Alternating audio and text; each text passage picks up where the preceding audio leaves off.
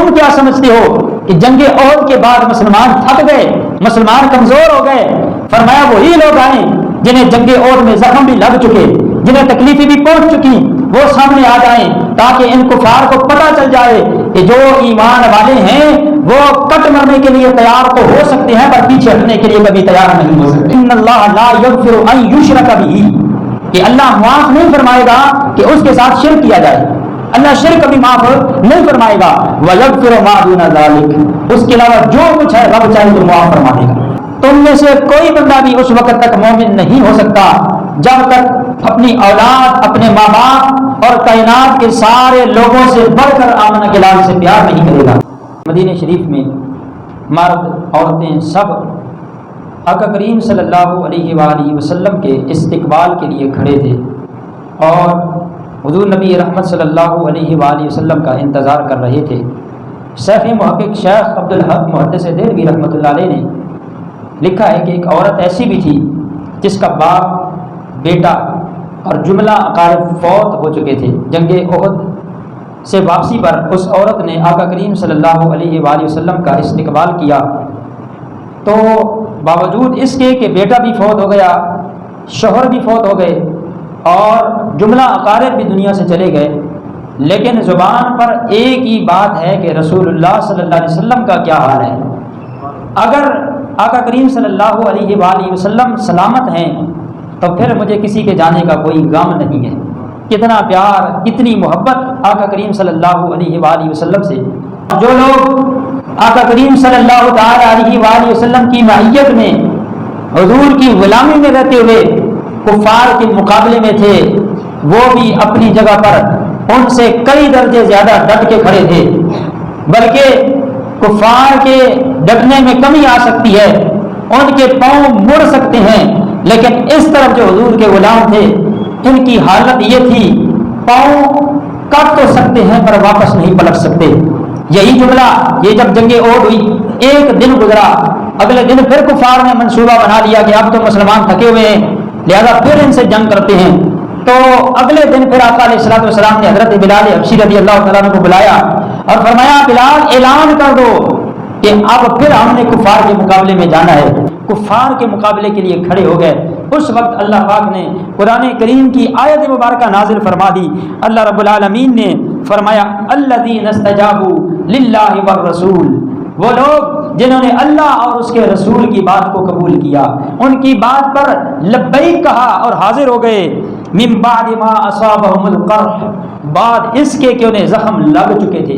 یہ جنگ احد میں انہوں نے بڑے زخم کھائے تھے، لیکن زخم کھانے کے باوجود جب دوبارہ اللہ اور اس کے رسول کا حکم آیا، اللہ کے پیارے محبوب نے آواز دی تو وہ دوڑے چلے آئے، للذین احسنوا منہم واتقوا، اس لیے کہ انہوں نے نیکی بھی کی، وہ ڈرے بھی، ان کے لیے کیا ہے؟ فرمایا اجر عظیم، اللہ کی بارگاہ میں ان کے لیے بہت بڑا اجر تیار کیا گیا ہے۔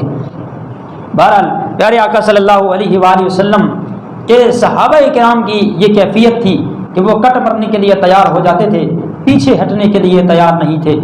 پیارے آقا علیہ الصلوۃ والسلام کے ساتھ جنہوں نے جنگ کی حالت کفر میں، حضور کے صحابہ کے ساتھ جنگ کی، ان میں سے کچھ وہ لوگ تھے جن کو اللہ پاک نے ایمان کی دولت بخشی ہے، اور کچھ ایسے لوگ تھے جو بدبخت تھے اور بدبخت ہی رہے، جیسے ابو جہل ہو گیا، ابو لہب ہو گیا۔ تو بہت سارے ایسے لوگ تھے جو اسلام کے خلاف جنگیں لڑتے رہے، لیکن اللہ نے کرم کیا، اسلام لے آئے اور کلمہ پڑھ کے دائرہ اسلام میں داخل ہو گئے۔ انہی میں سے ایک وہ شخص ہیں جنہوں نے حضرت سیدنا امیر حمزہ رضی اللہ تعالیٰ عنہ کو شہید کیا تھا۔ تو اب یہ ان تک پہنچائی گئی، یہ آیت لکھ کر ان تک بھیجی گئی، تو انہوں نے کہا اس آیت میں بھی ایک شرط ہے، فلا ادری ایشاء ان یغفر لی ام لا، اس میں بھی ایک شرط ہے کہ اللہ چاہے تو معاف فرمائے۔ اب مجھے کیا خبر کہ رب میرے لیے یہ چاہے گا مجھے معاف فرمائے گا یا نہیں معاف فرمائے گا۔ اللہ اکبر۔ فنزل قولہ تعالی، پھر اللہ کے قرآن کی آیت اتر آئی، قل یا عبادی الذین اسرفوا علی انفسہم لا تقنطوا من رحمت اللہ ان اللہ یغفر الذنوب جميعا. یہ آیت اتری، اے میرے محبوب میرے بندوں کو فرما دو، میرے بندوں کو بتا دو جن سے کوئی غلطی ہو گئی، خطا ہو گئی، لا تقنطوا من رحمت اللہ، اللہ کی رحمت سے کبھی مایوس نہ ہونا، اس لیے ان اللہ یغفر الذنوب جميعا، اللہ تو سارے گناہوں کو جس کے لیے چاہے گا معاف فرما دے گا. جب یہ آیت مبارکہ ان تک پہنچائی گئی فَكَتَبَ إِلَىٰ وَاشِيٍ فَلَمْ يَجِدِ الشَّرْطَ فَقَدِمَ الْمَدِينَ، جب یہ بات ان تک پہنچی اب تو کوئی شرط باقی نہ رہی، اب کوئی سوال باقی نہ رہا، وہ وہاں سے چل پڑے مدینے کی طرف. وَأَسْلَمَ، حضور علیہ السلام کی بارگاہ میں حاضر ہو گئے اور رسول اللہ کی بارگاہ میں حاضر ہو کر کلمہ پڑھ کے حضور کی غلامی میں داخل ہو گئے. اب وہ اتنا ایک غمناک واقعہ ہوا تھا لیکن آقا علیہ الصلوۃ والسلام نے انہیں معاف فرما دیا. اب دیکھیں اس آیت مبارکہ میں اور اس واقعے کی روشنی میں کہ کتنی بڑی بات تھی، لیکن چونکہ تھی حالت کفر میں، اسلام نہیں لائے تھے. اور یہ اصول ہے شریعت کا، یہ یاد رکھیے گا، پیارے آقا علیہ الصلوۃ والسلام کا بنایا ہوا اصول ہے کہ جو شخص کفر سے اسلام میں آ جاتا ہے اللہ اس کے سارے گناہ حتیٰ کہ حالت کفر میں کیا ہوا شرک بھی اللہ اس کو معاف فرما دیتا ہے. یہ اسلام کا حسن ہے. پھر کیا ہوا، ایک وقت آیا مسیلمہ کذاب نے نبوت کا دعویٰ کیا تھا، اس نے کہا تھا میں نبی ہوں، جھوٹا نبی بنا تھا، انہیں نبوت کا دعویٰ کیا تھا. تو اس وقت حضرت واشی رضی اللہ تعالیٰ عنہ نے اپنی تلوار اپنا خنجر اٹھایا اور اس بدبخت کی طرف چل پڑے اور جا کے خنجر اس کے سینے میں گھونپا اور اسے فنا فی النار کر دیا، واصل جہنم کر دیا.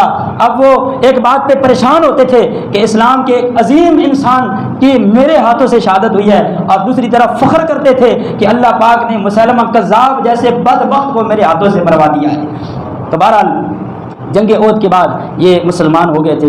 اپنا تعلق، اپنا رشتہ اس دین کے ساتھ مضبوط کر لیں. پیارے آقا علیہ الصلوۃ والسلام کی زندگی کے دیکھ لیں کتنے موڑ تھے، کئی جنگوں میں گئے اور کفار کا سامنا کیا، تلوار اسلام کی خاطر چلتی رہی، کفار کے مقابلے میں آئے، دین اسلام کو بچایا. کربلا کے شاہ سوار کو دیکھ لیں جنہوں نے اپنا سب کچھ رائے خدا میں قربان کر دیا مگر دین مصطفیٰ پر آنچ نہیں آنے دی.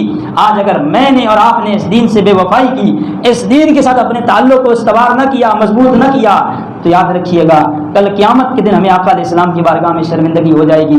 اس سے قبل کہ ہماری موت آ جائے اور یہ سانسوں کی مالا ٹوٹ جائے، جسم سے اس روح کا رشتہ چھوٹ جائے، آج وقت ہے اپنے رب کے حضور آ جائیں.